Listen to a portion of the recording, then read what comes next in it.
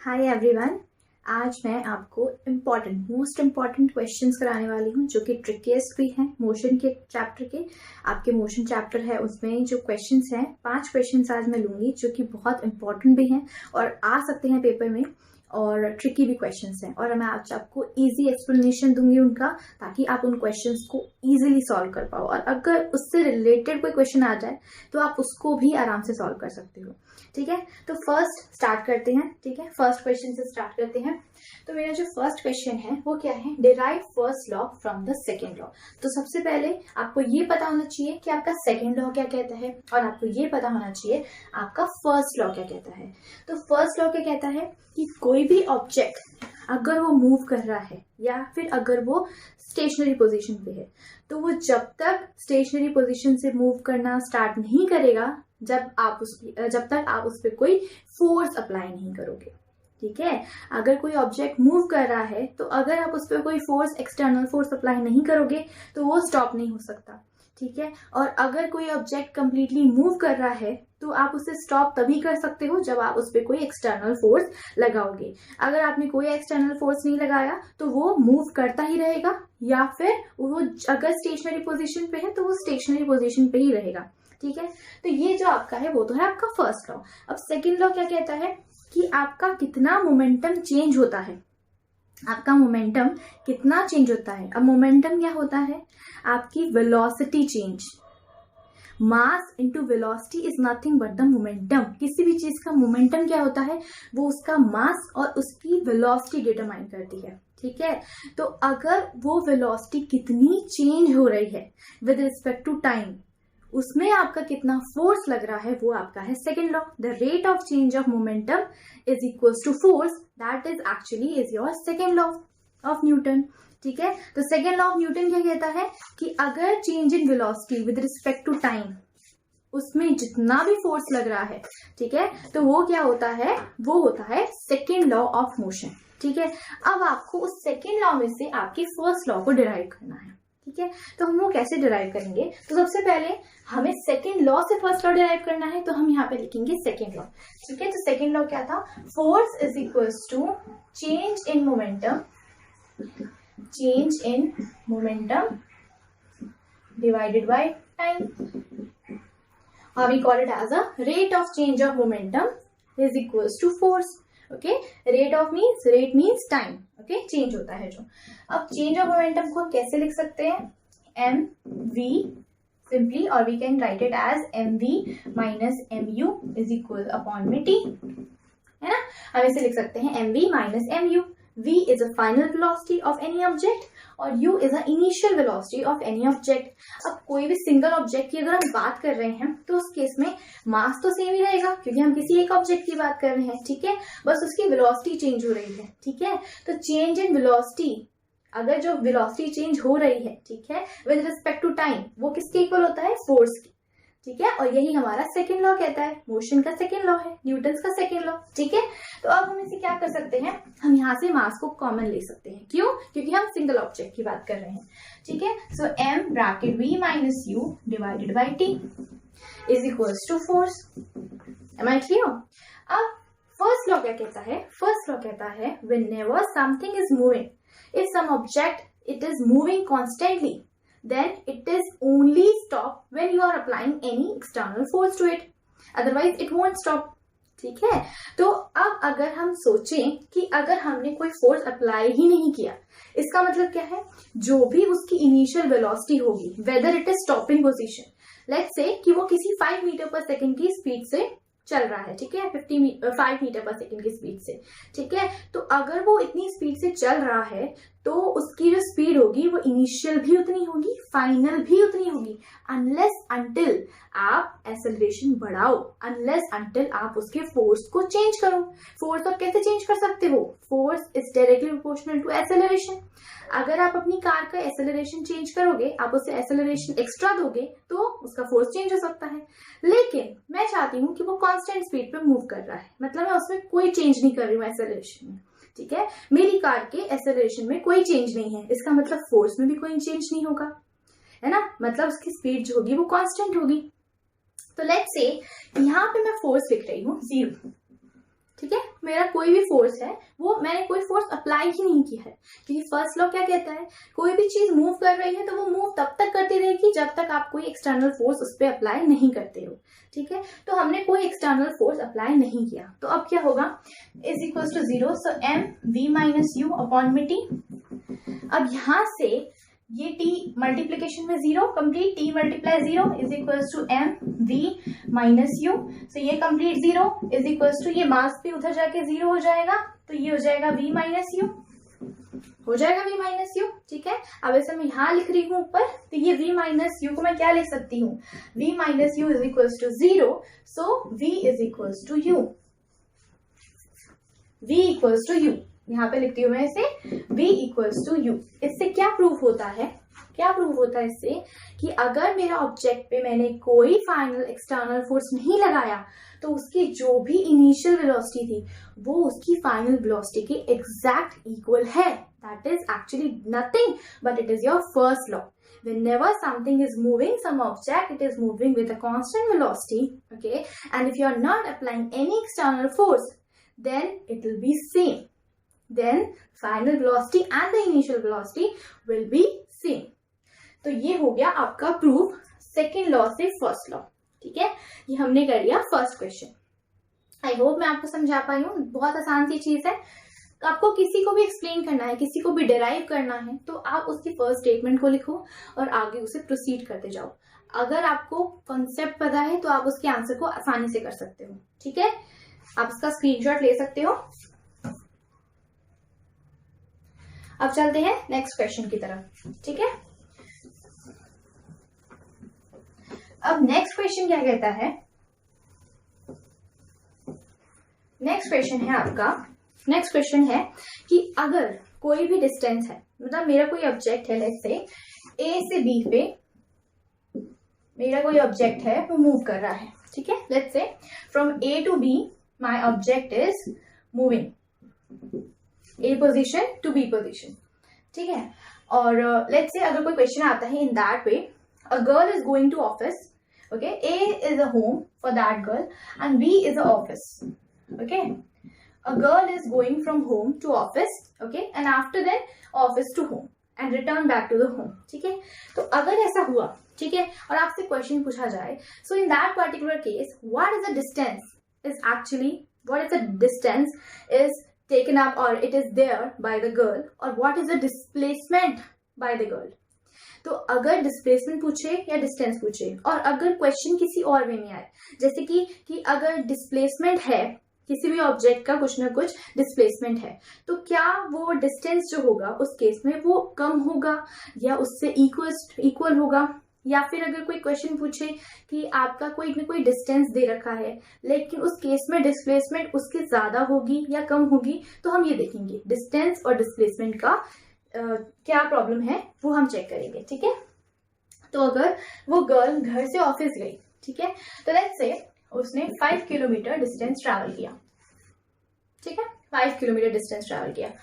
ए से बी में जब वो घर से ऑफिस गई तो उसने 5 किलोमीटर डिस्टेंस ट्रैवल किया, and then the girl return back to her home, वो फिर अपने घर आ गई। ठीक है, तो ऑफकोर्स जब वो बी से ए गई होगी तो उसने सेम डिस्टेंस ट्रैवल किया होगा, तो टोटल डिस्टेंस क्या हो जाएगा by the girl, it will be from A to B plus from B to A, है ना। जितना उसने यहाँ से ट्रैवल किया उतना उसने वापस आने में भी तो ट्रैवल किया होगा ना, तो that will be equals to 5 + 5 that is equals to 10 kilometre. मतलब टोटल डिस्टेंस जो गर्ल ने ट्रैवल किया वो था 10 किलोमीटर। ठीक है, अब अगर आपसे कोई पूछे कि what is the displacement in this case, तो डिस्प्लेसमेंट क्या होगी, एक चीज हमेशा ध्यान रखना कि डिस्प्लेसमेंट पाथ पे डिपेंड नहीं करती, whatever your initial position and the final position वो उस पर डिपेंड करता है। ठीक है, displacement is dependent upon the initial and the final position, it is not dependent upon the path। कौन से पाथ से जा रहे हो उसे कोई फर्क नहीं पड़ता, अगर आपने जहां से शुरू किया है आप वहीं वापस आ गए तो उस केस में आपकी डिस्प्लेसमेंट 0 ही होगी, क्योंकि वहां पे चेंज तो हुआ ही नहीं, आपकी फाइनल डिस्टेंस और इनिशियल डिस्टेंस वो तो सेम ही था। आप जहां से शुरू कर रहे हो स्टार्टिंग और जहां पे आप वापस आ गए वो तो सेम पोजीशन है। वो लड़की जो गर्ल थी वो घर से गई ऑफिस और वापस ऑफिस से घर आई। तो अगर मैं पूछूं कि वो वापस घर आ गई तब उसकी डिस्प्लेसमेंट क्या होगी, तो उसकी डिस्प्लेसमेंट घर से गई फिर वापस घर आ गई तो वो तो 0 हो गई, क्योंकि initial and the final position is same for that particular girl. तो वहां पे डिस्प्लेसमेंट तो चेंज हुआ ही नहीं, ठीक है। लेकिन अगर मैं बोलूं अगर वो घर से ऑफिस गई है तब उसकी डिस्प्लेसमेंट क्या होगी, घर से अगर ऑफिस गई है तब उसकी डिस्प्लेसमेंट क्या होगी, तो ये 0 किलोमीटर था, यहां से इसने यहां तक ट्रेवल किया तो वो 5 किलोमीटर हुआ, ठीक है। सो फ्रॉम, अगर मैं निकालू यहाँ पे टोटल डिस्प्लेसमेंट, देखो अगर मैं निकालू total displacement from for A to B, for A B के लिए निकाल रही हूं मैं। अगर ए बी के लिए निकालूंगी तो 0 प्लस 5 माइनस 0 हो जाएगा, फाइनल माइनस इनिशियल, ठीक है। तो इट विल बी 5 किलोमीटर, ठीक है, 5 किलोमीटर। और अगर मैं BA के लिए निकालूं, लेट्स से मैं B से A के लिए निकाल रही हूँ, समझो मेरी बात को। होम से ऑफिस के लिए अगर मैंने डिस्प्लेसमेंट चेक की तो वो 0 से 5 थी, मतलब 5 आ जाएगी। इनिशियल पोजीशन 0 थी, फाइनल पोजीशन 5 हो गई, तो final minus initial is your displacement, that is 5 kilometre. लेकिन अगर मैंने बोला कि वो A से B आई और फिर B से वापस A पे चली गई, मैंने बोला जब वो घर वापस आ गई है तब उसकी डिस्प्लेसमेंट क्या होगी, तो ऑफ कोर्स वो कितनी हो जाएगी, वो हो जाएगी BA के इक्वल भी, है ना। AB प्लस BA करना पड़ेगा मुझे, ठीक है, AB प्लस BA करना पड़ेगा, मैथमेटिकली समझो AB प्लस BA करना पड़ेगा। तो अगर मैं BA को निकालूंगी तो यहाँ पे मेरा इनिशियल 5 किलोमीटर है, वापस गए तो ये 0 हो गया, है ना। तो यहाँ पे अगर मैं इसके लिए देखूंगी तो A से B 5, B से A -5, तो ओवरऑल क्या हो जाएगा 0, ठीक है। और अगर आपको मैथमेटिक्स नहीं समझनी है, सिंपल सी चीज ध्यान क्या रखनी है इसके अंदर, अगर कोई चीज स्टार्ट हो रही है और वापस घूम के वहीं आ गई तो वहां डिस्प्लेसमेंट 0 हो जाएगी, क्योंकि डिस्प्लेसमेंट क्या है, इनिशियल और फाइनल पोजीशन पे डिपेंडेंट, उसको कोई फर्क नहीं पड़ता आप कौन से पाथ से जाते हो, ठीक है। लेकिन डिस्टेंस कंप्लीट होगा, जहां से वो गई वहां से वो घर आई तो that is your complete distance. लेकिन डिस्प्लेसमेंट के केस में ऐसा नहीं होता, whatever initial position and whatever final position that will actually decide what is the displacement. Am I clear? Okay, I hope मैं आपको समझा पाई हूँ। बहुत इजी सा कॉन्सेप्ट है। डिस्प्लेसमेंट सिर्फ इनिशियल और फाइनल पोजीशन पे ही डिपेंड करता है और बाकी चीजों पे डिपेंड नहीं करता, पाथ पे डिपेंड नहीं करता, ठीक है। अब वो बात होगी सेकंड क्वेश्चन की। अब आते हैं अपने थर्ड क्वेश्चन पे, ठीक है। अब थर्ड क्वेश्चन क्या कहता है, obtain a relation for the distance travelled by an object moving with a uniform acceleration in interval between 4th and the 5th second। इसमें क्या कह रहा है, आपको रिलेशन निकालना है किसके लिए, डिस्टेंस के लिए, ठीक है। मार्क करो जो जो पॉइंट आपको समझना है, जो जो पॉइंट आपको देखना है क्वेश्चन के अंदर, ठीक है। आपको रिलेशन किसके लिए निकालना है, डिस्टेंस के लिए। डिस्टेंस का रिलेशन निकालना किसके साथ है, जो कि गिवन दिया होगा, ठीक है। Distance travelled by an object moving with a uniform acceleration, यहाँ पे एक और चीज दे रहा है कि वो यूनिफॉर्म एक्सेलरेशन के साथ मूव कर रहा है, ठीक है, in the interval between 4th and 5th second. अब आपको दे क्या रखा है, टाइम, T1 दे रखा है 4 सेकेंड, T2 दे रखा है 5 सेकेंड, ठीक है। और आपको रिलेशन निकालना है डिस्टेंस का टाइम के साथ, ठीक है। अब हमने 3 मोशन के ग्राफिकल सिंपल स्टेटमेंट्स पढ़ी है, हमने पढ़ा है 3 equation, there are 3 equations of motion. तो वो क्या है 3 equations of motion, first is v equals to u plus at and 2as is equals to v square minus u square, ये आपको याद रखनी है। s is equals to ut plus half at square, ठीक है। कभी भी क्वेश्चन आता है ना, आप इन तीनों स्टेटमेंट को लिखो, तीनों इक्वेशंस को लिखो और देखो आपको दे क्या रखा है और आपको आइडेंटिफाई क्या करना है। आपको पता चलेगा कि आपको एक्चुअली इक्वेशन कौन सी यूज करनी है। इन तीनों इक्वेशन का ग्राफिकल मेथड मैं आपको नेक्स्ट वीडियो में दे दूंगी, ठीक है। उसमें आपको इजीली समझाऊंगी कि कैसे आप इसे डिराइव कर सकते हो आसानी से और आप उससे ध्यान रख पाओगे, अपने माइंड में कैच कर पाओगे इजीली, ठीक है। तो अब देखो यहाँ पे हमें रिलेशन निकालना है डिस्टेंस का। तो हमारे पास ये एक इक्वेशन है, ठीक है। और एक ये इक्वेशन है जिसमें डिस्टेंस की बात हो रही है, s is nothing but the distance. अब इस इक्वेशन का तो यूज ही नहीं है, तो हम इसे तो यूज ही नहीं करेंगे, ठीक है, क्योंकि यहाँ पे डिस्टेंस की बात ही नहीं हो रही है, ठीक है। अब यहाँ पे s है और यहाँ पे v है और u है, इनिशियल और फाइनल वेलोसिटी की बात कर रहे हैं, लेकिन हमें गिवन क्या दे रखा है, हमें दे रखा है टाइम t1 और t2। तो अब सोच के बताओ इस इक्वेशन के अंदर टाइम है, नहीं है, तो हम इसका यूज कैसे करेंगे, है ना। तो ये भी इक्वेशन हम यूज नहीं करेंगे, दैट्स इट। अब आपको इजीली पता चल गया कि हमें इक्वेशन यूज कौन सी करनी है, ये वाली, s is equal to u t plus half a t square. आपको ये इक्वेशन को यूज करना है, ठीक है, बात समझ में आ गई। अब हम इस इक्वेशन को यूज करेंगे और हमारे आंसर को फाइंड आउट करने की कोशिश करेंगे, ठीक है।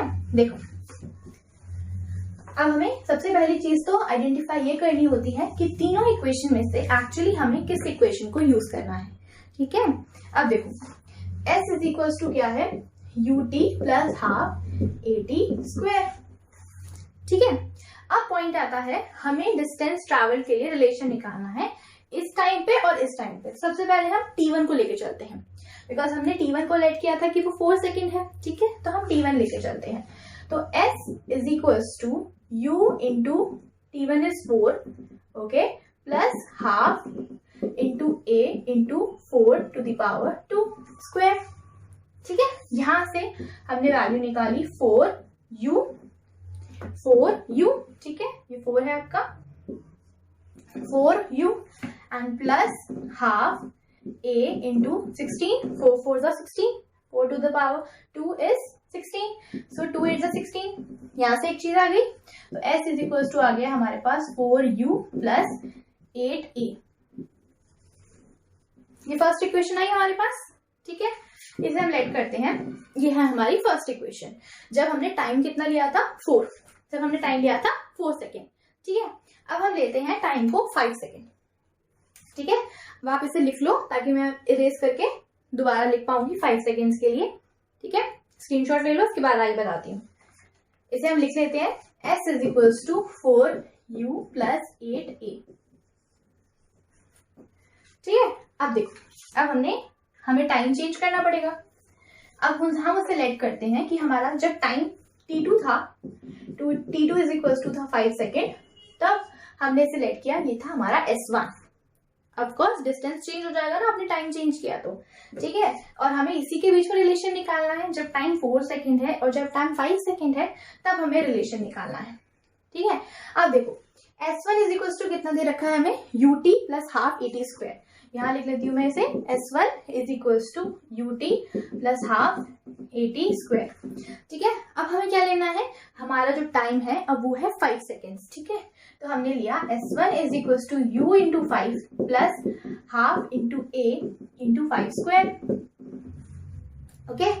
अब यहाँ पे क्या हो जाएगा, ये 5u, 5 multiply u is 5u plus half into a into 25, 5 5 जा 25, 5 टू द पावर 2 इज 25, ठीक है। तो ये कितना हो गया 5u प्लस, इसे हम ले सकते हैं 12.5, यस, 2 1 जा 2, 2 2 जा 4, 2 5 जा 10, ओके, 12.5, तो ये हो गया 12.5a।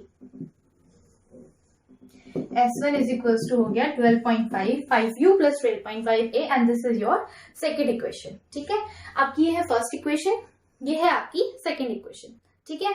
अब हमें रिलेशन चाहिए ना, तो रिलेशन चाहिए तो उसके लिए क्या करेंगे, सब्ट्रैक्शन, ठीक है। हम क्या करेंगे, सब्ट्रैक्ट करेंगे first equation from the second, ठीक है, क्योंकि सेकेंड में टाइम ज्यादा है, तो s1 माइनस s, ठीक है। तो अब हम यहाँ पे रिलेशन निकाल रहे हैं, आप इसका स्क्रीनशॉट ले लो, फिर मैं इसको माइनस करके दिखाती हूँ। देखो कभी भी रिलेशन निकालना है ना, तो आप दो इक्वेशन को सब्ट्रैक्ट करके देखो, ठीक है, वो आपका रिलेशन निकल जाएगा उसके अंदर, ठीक है। ओके, अब मैं रेस कर रही हूँ, ओके, यहाँ पे 5u प्लस 12.5a, ठीक है। अब देखते हैं, ये समय इरेज कर देती हूँ। अब देखो यहाँ पे हमें रिलेशन निकालना है, तो हमने लिया s1 माइनस s, ठीक है। Equation 1 subtract equation 1 from 2, okay, subtract equation 1 from 2। तो ये हो गया S1 minus S is equals to 5u plus 12.5a minus 4u plus 8a। ठीक है, ये हो गया। अब यहाँ पे जो टर्म सिमिलर है, जैसे u वाली टर्म सिमिलर है, a वाली टर्म सिमिलर है, आप उनको उसके कॉरेस्पॉन्डिंग रख दो, तभी तो सब्ट्रैक्शन होगा ना। सब्ट्रैक्शन लाइक टर्म्स में होता है। ठीक है, ये आपने 6th क्लास में अलजेब्रिक एक्सप्रेशंस में पढ़ा होगा। ठीक है, ये हो गया 5u minus 4u।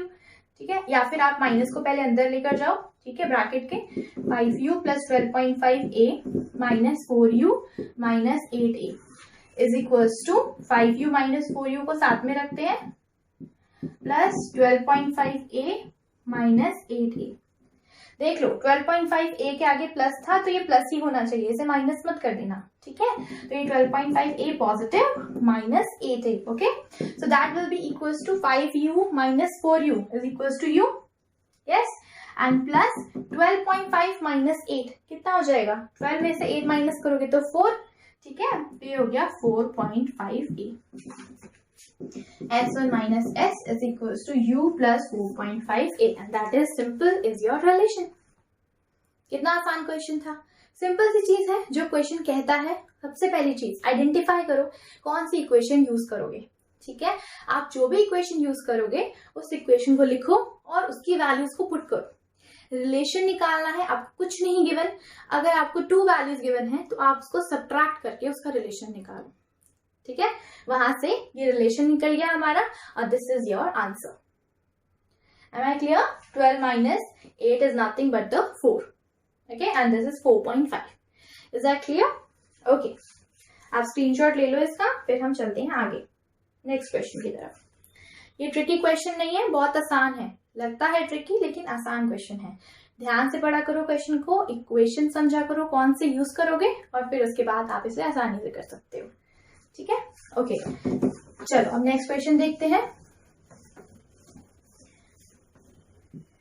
Next question है हमारा, अ मोटरसाइक्लिस्ट, मैं यहां पे लिखती हूं, a motorcyclist drives from A to B with a uniform speed of 30 kilometer per hour and return back with a speed of 20 kilometer per hour। और आपको निकालना क्या है? Average speed. You have to find out average speed. ठीक है, आपके पास ये question है। ठीक है, और आपको फाइंड आउट करनी है इस केस में एवरेज स्पीड। देखो बहुत आसान सा केस है।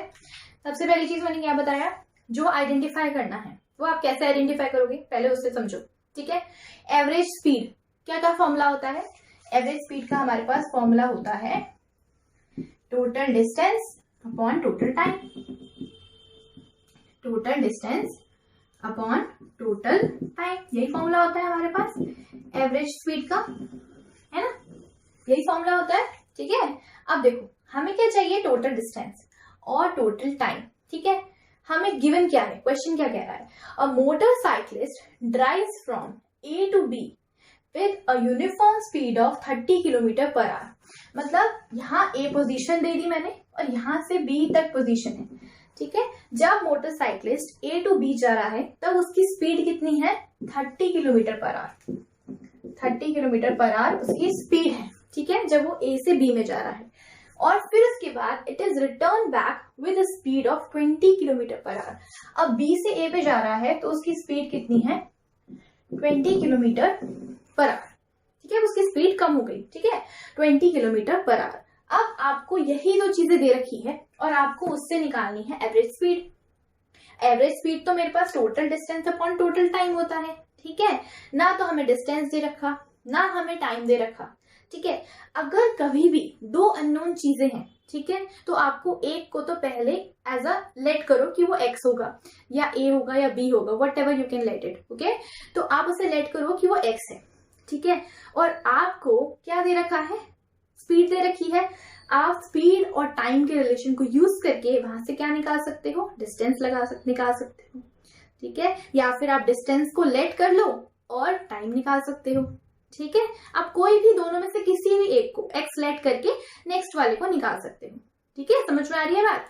कभी भी दो चीजें अननोन दे रखी हो लेकिन उनके बीच में रिलेशन है किसी एक की वजह से और वो चीज आपको गिवन है, तो आप किसी भी एक को एक्स लेट करो, ठीक है, और बाकी दूसरे का उसी रिस्पेक्ट में रिलेशन निकालो, ठीक है। तो चलो देखते हैं कैसे निकालेंगे। मुझे पता है थोड़ा समझ में नहीं आता, लेकिन आप मैथमेटिकली देखोगे तो आपको समझ में आएगा। आई होप आपने क्वेश्चन उतार लिया होगा। अब हम आंसर करते हैं, ठीक है। मैं क्वेश्चन इरेज कर रही हूँ, स्पेस कम है, ठीक है। तो चलो अब हमारे पास हमें क्या निकालनी है, हमारी एवरेज स्पीड क्या होती है, total distance upon total time. Average speed is equals to total distance upon total time, ठीक है। Total distance upon total time. अब देखो हमने लेट किया कि हमारा जो डिस्टेंस है, distance from A to B, वो कितना लिया हमने, x, ठीक है। a से b जो था डिस्टेंस वो था x, तो b से a भी डिस्टेंस कितना होगा, x। डिस्प्लेसमेंट की तो बात नहीं कर रही मैं, यहाँ पे डिस्टेंस क्या होगा, a टू b भी x होगा और b टू a भी x होगा, ठीक है। तो distance from b to a it is also x। Of course यहां से a से मैंने मूव किया b पर, तो ये जितना डिस्टेंस ट्रेवल किया लाइक 5 किलोमीटर, ठीक है। मैं यहाँ पे लिख रही हूँ जैसे A से B में गई, ठीक है। अब A से B जब मैं जा रही हूँ तो ये डिस्टेंस था लेट्स से 5 किलोमीटर।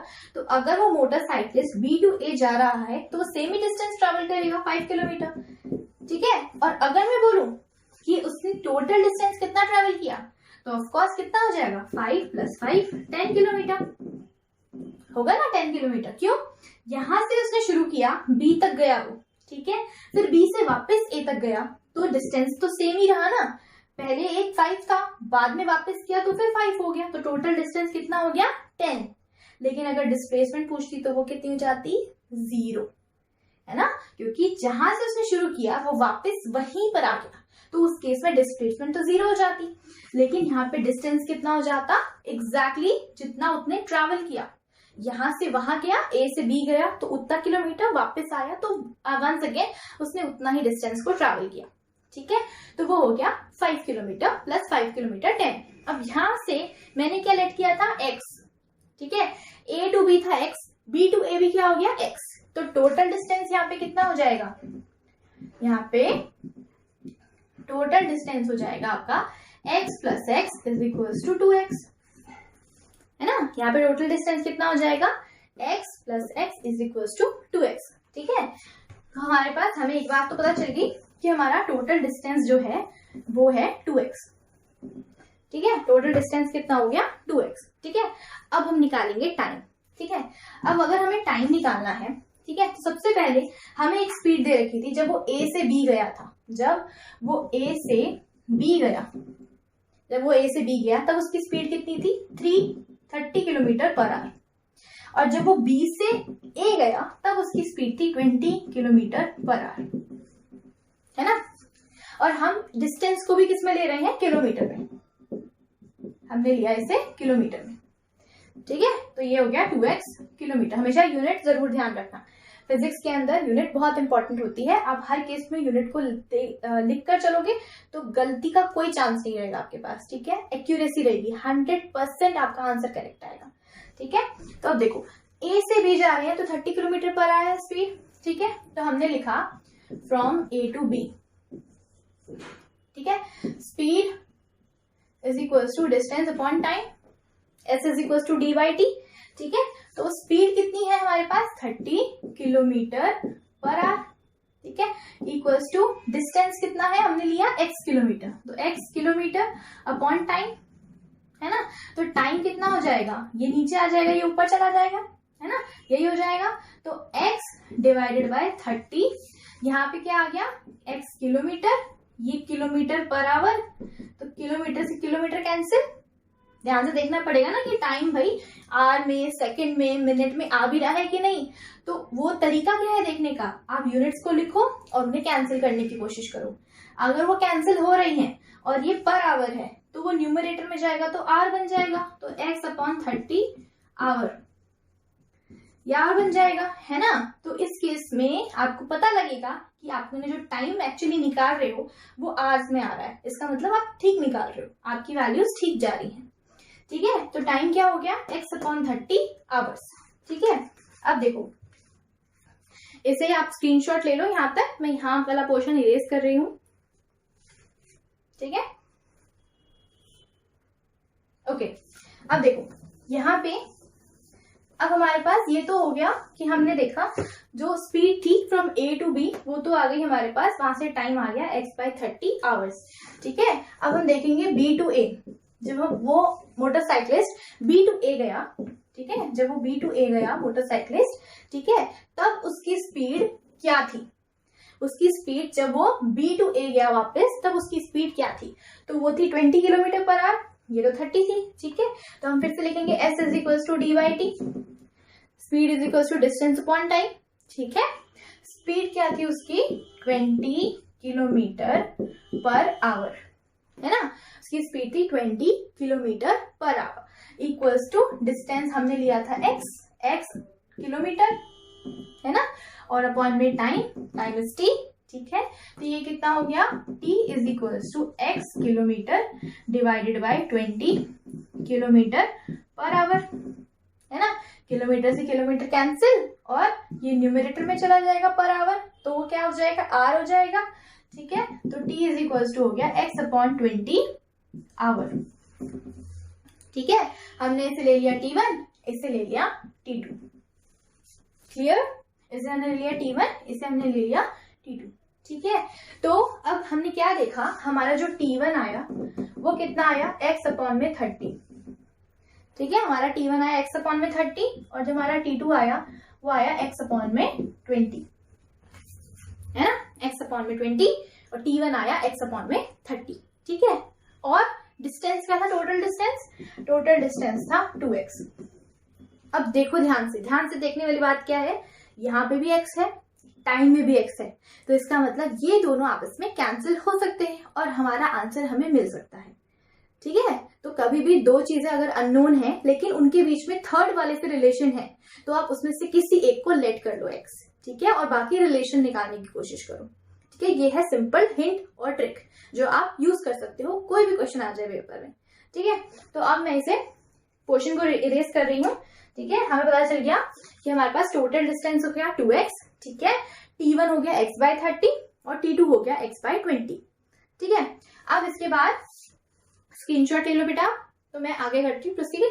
ठीक है, ओके।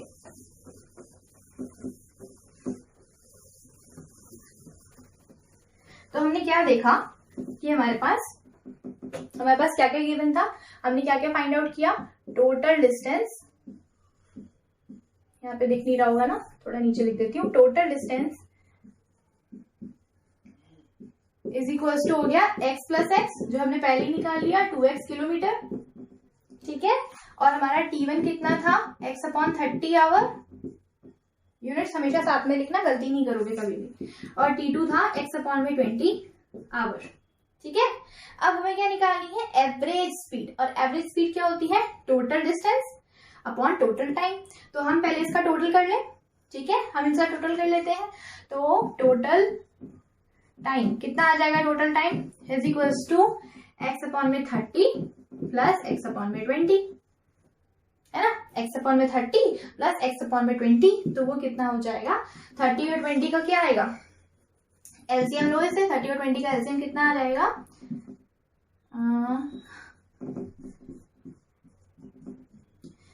60 आ जाएगा, 60।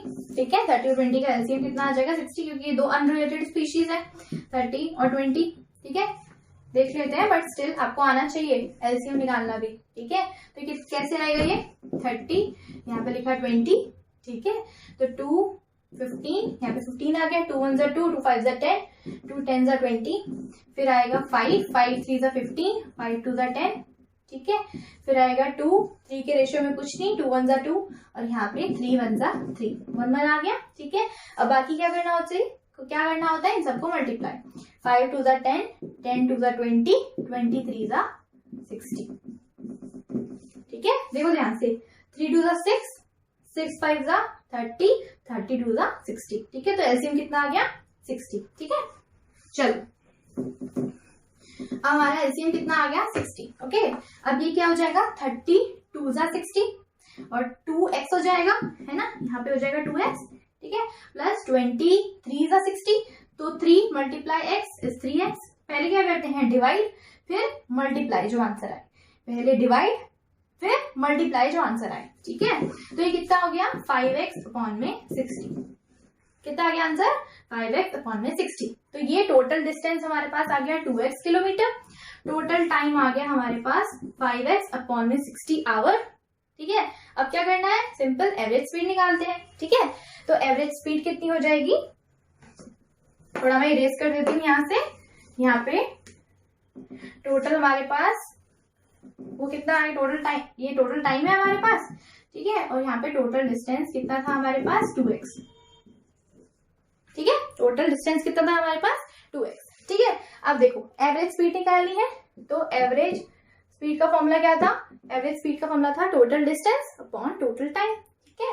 तो टोटल डिस्टेंस कितना था हमारे पास, 2x, ठीक है। I am writing here 2x upon 2x upon ये कितना है, 5x अपॉन में 60, टोटल टाइम 5x अपॉन में 60, ठीक है। अब यहाँ पे था किलोमीटर, यहाँ पे क्या था, आवर, ठीक है। अब देखो स्पीड की यूनिट क्या होती है, स्पीड की यूनिट होती है किलोमीटर पर आवर या मीटर पर सेकेंड, ठीक है, या तो किलोमीटर पर आवर या मीटर पर सेकेंड, ठीक है। तो आप कोई भी यूज कर सकते हो, लेकिन मोस्टली आपको मीटर पर सेकेंड में ही निकालना है, क्योंकि वो ऐसा यूनिट है, ठीक है। और पेपर में अगर नहीं दे रखा तो आप निकाल सकते हो, ठीक है, बट यूनिट्स का ध्यान रखना जरूर, ठीक है। अब ये कितना हो जाएगा, किलोमीटर पर आवर में आंसर आ जाएगा, इसका मतलब आपने सही किया है सारे स्टेटमेंट, ठीक है। इसलिए यूनिट्स को लिखना बहुत जरूरी होता है, ओके। अब देखो यहां से x से x कैंसिल, ठीक है। अब ये कितना हो गया, 2 डिवाइडेड बाय 5 और ये 60 ऊपर चला जाएगा, 60 ऊपर चला गया यहाँ पे, ठीक है। तो 5 1 5, 5 2 10, ठीक है, और ये हो गया 24। तो आंसर क्या आ गया, 24 kilometre per hour. Your average speed is equals to 24 kilometre per hour. समझ में आ गया आपको, बहुत आसान सा क्वेश्चन था। बस आपको कभी भी दो अननोन चीजें दे रखी हो, लेकिन उनका रिलेशन किसी थर्ड वन से बनता है और वो थर्ड वन आपके क्वेश्चन में गिवन है, तो एक को लेट कर लो और फिर रिलेशन निकालो, दैट्स इट, ठीक है। इस ट्रिक को यूज करो, हमेशा आंसर आ जाएगा आराम से, ठीक है। क्लियर हो गया, आई होप समझ में आ गया होगा, ठीक है। इसी के साथ हम चलते हैं नेक्स्ट क्वेश्चन की तरफ। स्क्रीनशॉट ले लो आप, ओके। अब मैं रेस कर रही हूँ, चलो अब हमारे पास last question, the 5th question, अब हम वो देखते हैं, ठीक है। वो भी ट्रिकी क्वेश्चन है बट इजी है, कॉन्सेप्ट अंडरस्टैंडिंग बहुत इंपॉर्टेंट होती है पेपर के लिए। तो क्वेश्चन क्या है, 2 स्टोन्स, थोड़ा नीचे से लिखती हूँ, यहाँ पे लिख देती हूँ, 2 stones are thrown upward, 2 stone है उनको थ्रो किया है upward, vertically thrown, vertically upward,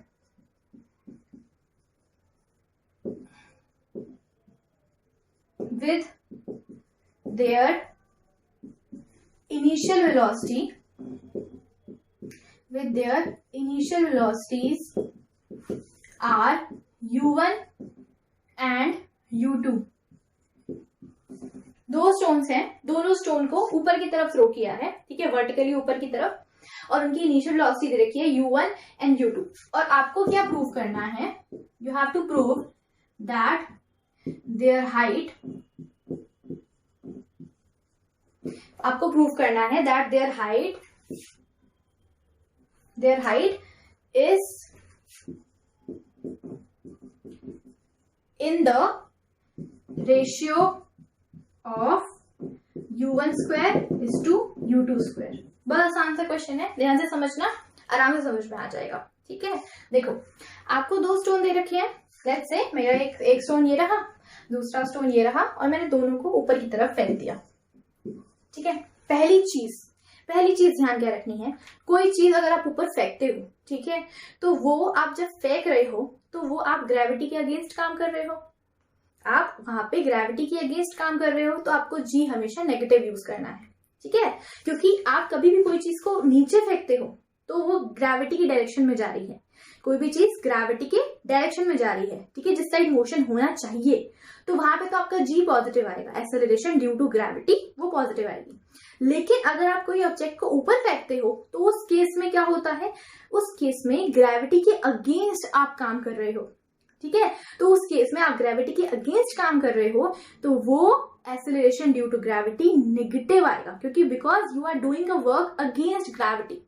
Okay, so in such cases, acceleration due to gravity will be negative. Okay, am I clear? This should remember. You should remember in your mind. Okay, so in this case, हमने दोनों object है ऊपर फेंका है, तो minus जी इन दोनों में use होगा। जो आपने ऑब्जेक्ट को ऊपर फेंका उसमें एक्सेलरेशन जो होगी इस केस में भी माइनस होगी और इस केस में भी माइनस होगी। ठीक है, अब क्या है, दोनों की इनिशियल वेलोसिटी दे रखी है। अब दूसरी बात इंपॉर्टेंट क्या है, कोई चीज अगर आप ऊपर फेंकते हो तो आपने उसकी वेलोसिटी को यूज किया है, आपकी कुछ न कुछ इनिशियल वेलोसिटी है। ये जो आपका स्टोन आपने इसे ऊपर फेंका, मैं इसे मार्कर को ऊपर फेंका, तो इस मार्कर के यहाँ पे जो वेलोसिटी थी, जब मैं इसे ऊपर फेंक रही हूँ तो उसकी कुछ ना कुछ इनिशियल वेलोसिटी है ना, क्योंकि मैं उसे ऊपर फेंक रही हूँ। ठीक है, लेकिन जब वो ऊपर गया तो वो थोड़ी देर के लिए तो रुकेगा, जस्ट फॉर अ सेकेंड। ठीक है, हाफ ऑफ सेकेंड वो रुकेगा ऊपर की तरफ। अगर वो ऊपर की तरफ रुकेगा तो उसमें केस में फाइनल वेलोसिटी क्या होगी, 0।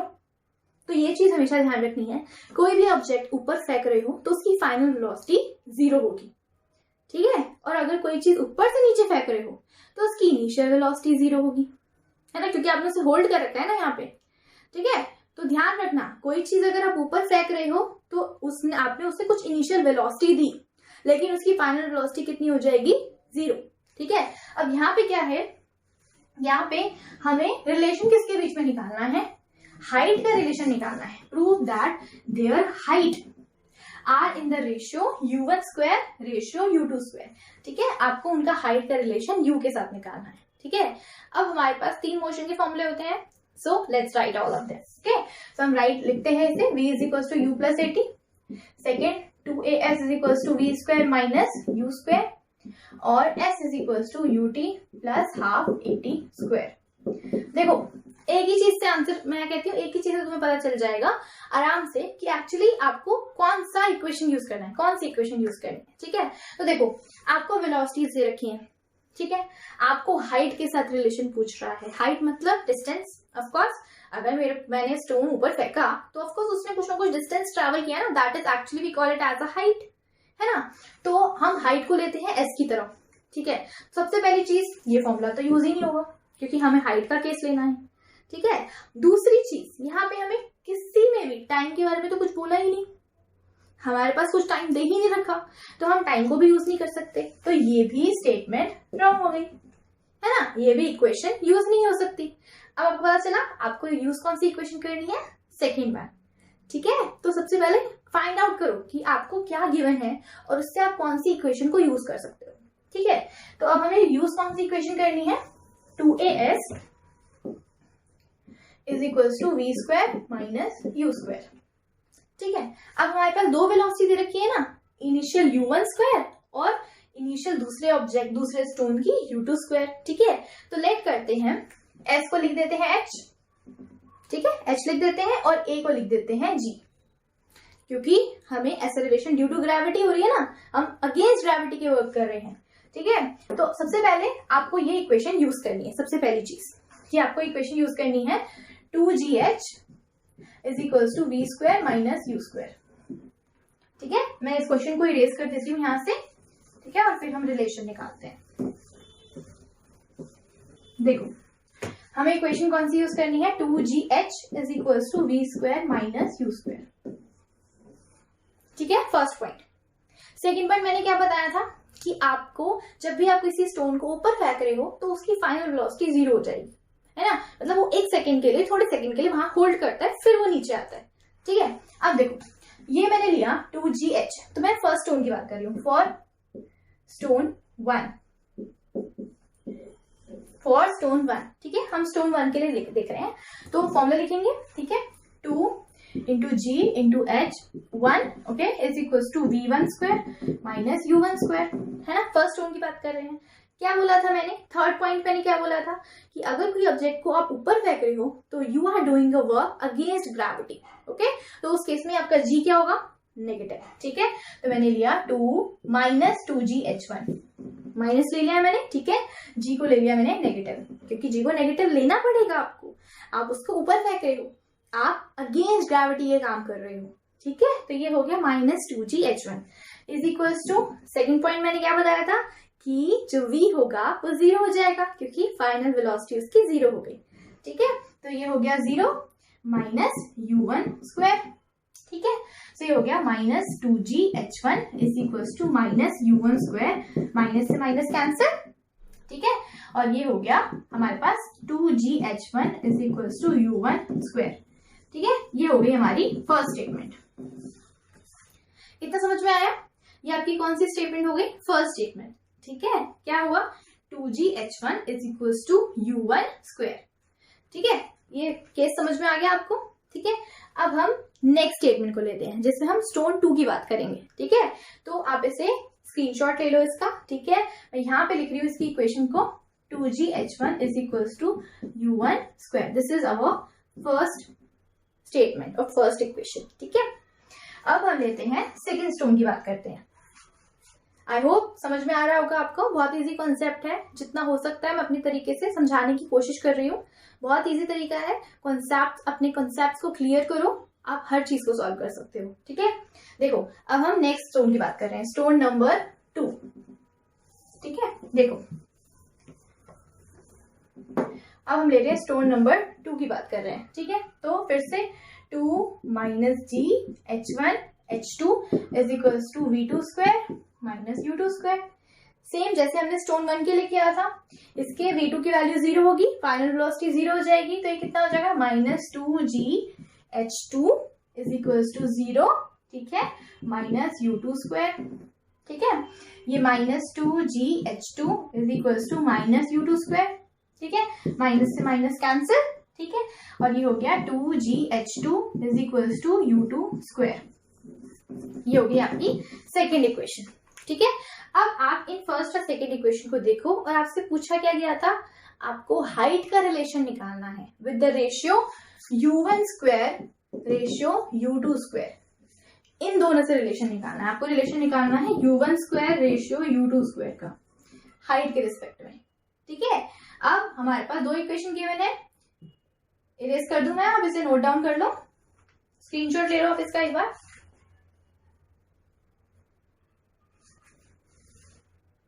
ओके, सो अब देखते हैं हमें रिलेशन किसके बीच का निकालना था, हमें निकालना था 2GH1 is equals to U1 square, हमें ये फर्स्ट इक्वेशन थी हमारी, और ठीक था 2GH2 is equals to U2 square, ठीक है। अब आपको रेशियो किसका चाहिए, U1 square to U2 square, तो क्या करेंगे, फर्स्ट इज टू 2 को डिवाइड कर दो, रेशियो मीन्स डिविजन, रेशियो लेना है ना आपको, आप इन दोनों को रेशियो ले लो, डिवाइड कर दो, ठीक है, तो क्या हो जाएगा 2G से 2G cancel, because they both are same, G is same in both the cases, you are throwing a stone, okay, तो आपकी G जो होगा वो तो सेम होगा, ठीक है, 2 इज अ कांस्टेंट, तो यहां से क्या आ गया U1 square ratio U2 square is equals to H1 ratio H2। I hope आपको समझ में आया होगा, बहुत आसान सा कॉन्सेप्ट था, समझ में आया आपको ये चीज, 2G से 2G कैंसिल हो गया, because G is acceleration due to gravity which is same in both the cases, and 2 is a constant, ठीक है, तो U1 square is to U2 square क्या हो गया, H1 इज टू H2, ठीक है। तो ये थे हमारे 5 क्वेश्चंस, ठीक है, इन 5 क्वेश्चंस को अच्छे से करके जाओ, कोई भी एक 3 मार्क्स में पूछा जा सकता है, ठीक है, इंपॉर्टेंट है, अगर ये नहीं पूछा गया तो इनके ही जैसा कोई और क्वेश्चन पूछ लेंगे जो कि बिल्कुल सेम इसी तरीके से होगा, बिल्कुल बस आपने कॉन्सेप्ट समझा होगा तो आप कोई भी क्वेश्चन को आसानी से सॉल्व कर पाओगे। ये थे आपके ट्रिकीएस्ट क्वेश्चन जो मोशन से पूछे जा सकते हैं 3 मार्क्स के अंदर। ठीक है, तो ये आसान सा कॉन्सेप्ट था। आई होप आपको मेरी वीडियो पसंद आई होगी। अगर आपको वीडियो पसंद आई है तो मेरे चैनल को सब्सक्राइब करना, शेयर करना और बेल आइकन को प्रेस करना मत भूलिएगा।